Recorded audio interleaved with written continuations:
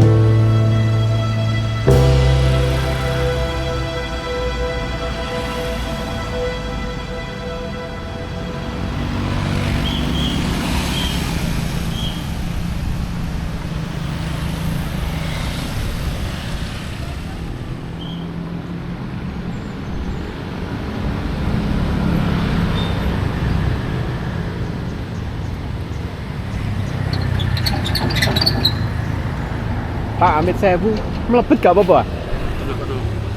Mboten apa? Wartawan sampai. Mboten. YouTube. Sambil melihat-lihat kota Tuban sekarang, saya akan bercerita soal gugurnya Ronggolawe sang Adipati Tuban.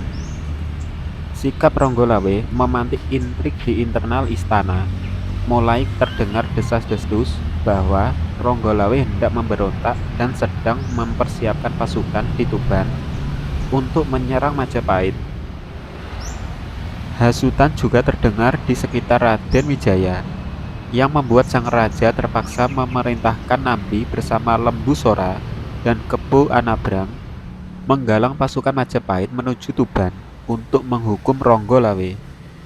Ronggolawe yang mendengar kabar bahwa pasukan Majapahit sedang bergerak menuju Tuban pun segera mempersiapkan diri dan lantas diberangkatkan untuk menghadang.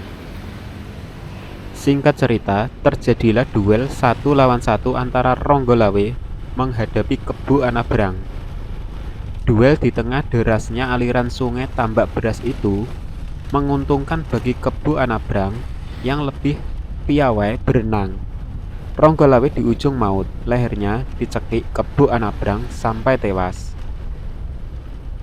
Lembu Sora yang melihat kejadian itu berada di persimpangan jalan.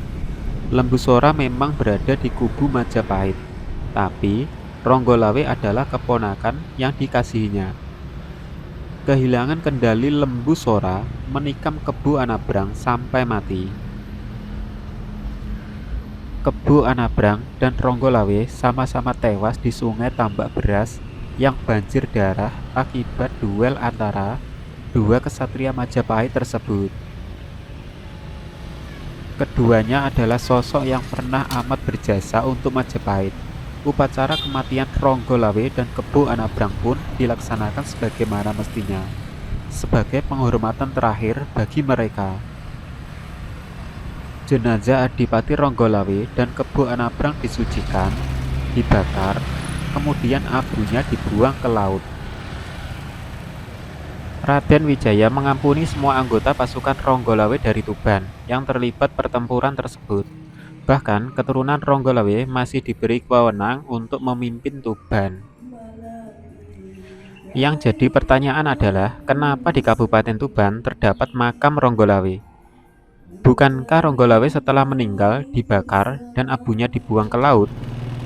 Makam Ronggolawe ini terletak di tengah kota Tuban, tepatnya di Dukuh Kajongan, Kelurahan Sidomulyo, Kecamatan Tuban, Kabupaten Tuban, Jawa Timur. Makam ini sekitar 400 meter dari komplek wisata religi Makam Sunan Bonang.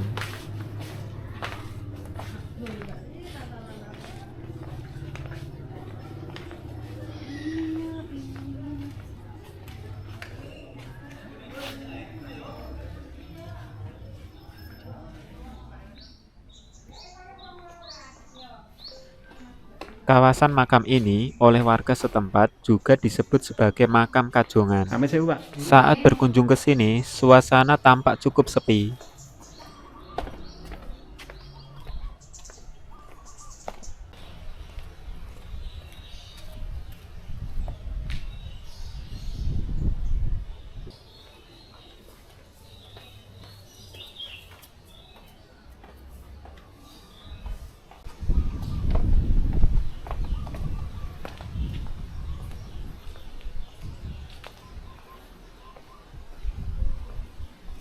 Karena rasa penasaran saya soal makam Ronggolawe, saya kemudian menemui juru kunci makam ini.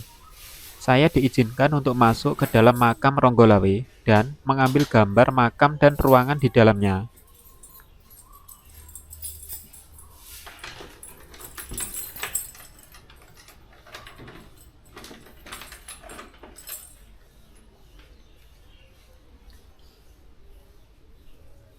Amit Sewu, Pak nggih. Makam Ronggolawe berada di dalam naungan sebuah cungkup yang merupakan bangunan baru. Tak tampak adanya jejak bangunan lama atau kuno di sini. Yang ada hanyalah deretan makam dengan nisan kunonya. Nisan makam ini sendiri juga tampak sederhana tanpa banyak hiasan seperti nisan pada makam-makam kuno lainnya. Makam Ronggolawe berada di bagian tengah dan diapit oleh makam para Adipati Tuban lainnya. Nama para Adipati Tuban lainnya itu tercantum pada prasasti baru yang terdapat di depan pintu masuk cungkup makam. Yang saya heran dan penasaran ketika melihat dan mengetahui sosok makam Ronggolawe ini karena tampak sederhana yang dihiasi dengan ornamen kayu berukir.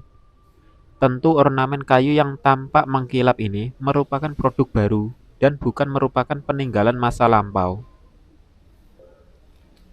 Sebuah lampu gantung berada di bagian atasnya. Tak tampak batu nisannya seperti nisan makam-makam kuno lainnya. Benarkah makam ini makam dari Ronggolawe, sosok yang legendaris itu? Terlepas dari ornamen-ornamen baru yang melingkupinya saat ini, kenapa makam Ronggolawe tampak begitu sangat sederhana untuk sosok bangsawan sekelas Ronggolawe? Kenapa tak ada ornamen-ornamen bangunan lama semacam prasasti, batu penanda, dan simbol-simbol kebesaran lainnya? Dari beberapa artikel yang saya baca, bahwa Ronggolawe abunya dibuang ke laut. Tapi, dari juru kunci makam Ronggolawe yang saya temui, abu Ronggolawe itu dikubur di sini. Apakah abu Ronggolawe ada yang dibuang ke laut? Dan ada orang-orang Ronggolawe yang mengambil sisa-sisa abu tersebut, dibawa ke sini untuk diabadikan?